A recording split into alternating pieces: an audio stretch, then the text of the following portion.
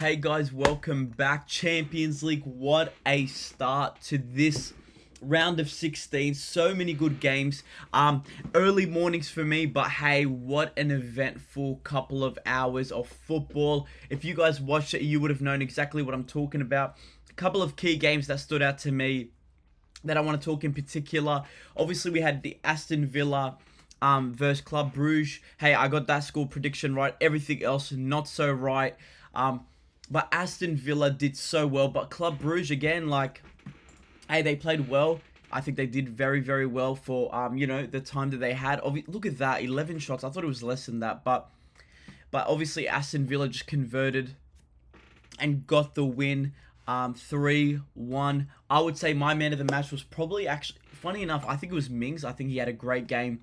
I think he played real well. Then obviously Dortmund and Lille game. This is the one I probably paid least attention to, not because I didn't want to watch it, just with time. But from what I've heard, both teams went back and forth at different halves. I think Lille were better in the second half from what I've been told, but Dortmund were better in the first half. But yes, I think from what I was told or what I sort of read, man of the match, and again, not because of ratings, but I think it was Karim. I think I heard he had the best game. I need to go back and watch it. I only watched the goals and a bit of the highlights, but that's about it. The two games I want to highlight today are the PSV and Arsenal. PSV and Arsenal. I'm shocked. I'm genuinely shocked.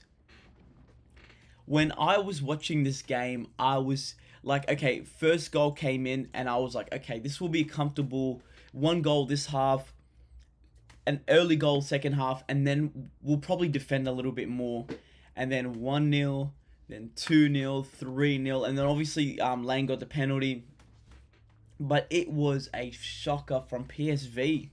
Like, genuinely a shocker. And I'm obviously happy that Arsenal won. Odegaard obviously scored 2 goals, which was huge. Ethan scored a goal, which was amazing. Mourinho had a... Look, I know that it says 8.6. I don't think he was, like, top-notch. But, obviously Partey costed the penalty. Lewis Kelly, my honest feedback, and obviously he got subbed off in the 35th minute. Great player, great passion, strong. My only criticism would be, like, defending wise, I think he's a bit foolish sometimes. I don't think he always makes the smartest call in that sense. So I don't know. I'm a bit hesitant to put him in the left back. I would love to try him in the midfield, just to see how he would go in that sense. But when it comes to defending, I think, like, it's just he always is very risky. Timber had an excellent game. I'm a massive Timber fan. But yes, obviously 7-1 is not just a small scoreline. So look, Arsenal, you're going through to the next round. If you somehow butchered it, it would probably be the worst loss in history. So there's that. Then I want to go into, obviously, the main game. The game that everyone was turned to. The game that the big boys, the Madrid derby. This game was so frustrating. So frustrating. This game just did not make any sense whatsoever. So, look, again, 7.2, 7.0, I think is the biggest lie. I think they had a horrible game.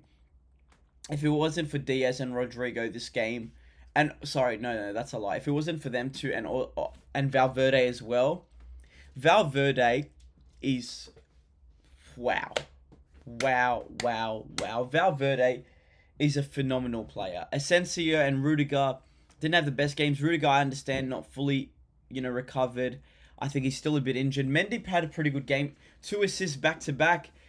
Mate, the guy doesn't do anything usually, and now he's back-to-back. Courtois, I don't think he could have done much with the Alvarez goal. A bit harsh to put 6.3.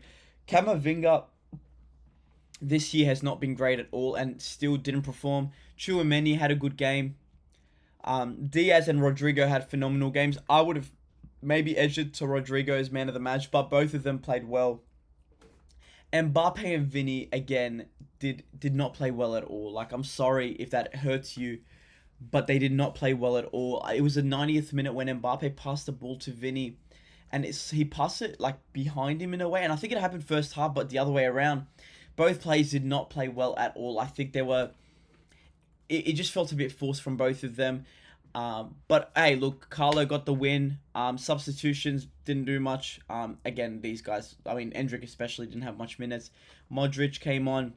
Look, again, I didn't really see much from Modric. I think he played alright, but it wasn't anything spectacular. Now, these guys. You're losing. You're losing, then it's 1-1. Alvarez, all three goals were phenomenal goals. Diaz, I think it was Jimenez, just dropped him. Rodrigo's goal was beautiful, and then Alvarez's goal, phenomenal. Like, these three goals were like the best goals that I've seen in one match, like as in three amazing goals. But then Simeone, I don't know what you decided to do this game, but it just was not it. Like, I don't know why.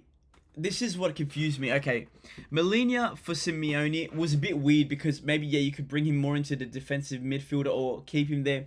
You got a right back, okay. Lino didn't have a great game, but then you bring Gallagher in. Again, midfield, okay, I was a bit like, yeah, cool, whatever. Then you bring a centre back for your striker in the set, and then, like, it made no sense to me. Like, the subs were not made well at all. He went quite defensive at some points, and even at times when Madrid scored their first goal and Atletico could have attacked, they just didn't. It looked like they didn't know how to string a pass together. They just looked a bit hopeless, I would say, a bit messy, a bit just not great at all. And I think that was a big indicator of, wow, like, Atletico, can you actually come back in the second game? I still think that they could win the next game, but when it comes to Madrid in the Champions League, it's completely different. So, look, that's my take about the full games. Tell me what you guys think. Would love to hear your feedback. Thanks so much, guys. I'll be posting another video shortly about tomorrow's games and a little bit about Barcelona as well. So I'll catch you guys then.